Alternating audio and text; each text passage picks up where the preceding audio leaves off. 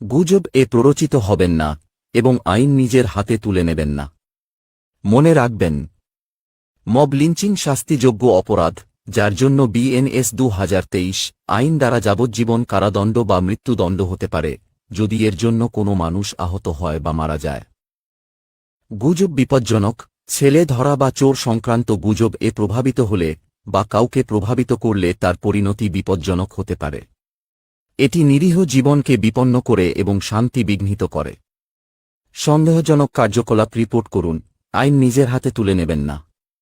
আপনি যদি সন্দেহজনক কার্যকলাপের জন্য কাউকে সন্দেহ করেন, তাহলে অবিলম্বে নিকটবর্তী থানায় বা পূর্ব বর্ধমান পুলিশ কন্ট্রোল রুমে ৯১৪৭৮৮৫৭০ জানান। ভারতীয় সংবিধানকে সম্মান করুন এবং ভারতীয় আইনের প্রতি আস্থা রাখুন। আপনার সময়মতো করা রিপোর্ট জীবন বাঁচাতে এবং ন্যায়বিচার নিশ্চিত করতে পারে।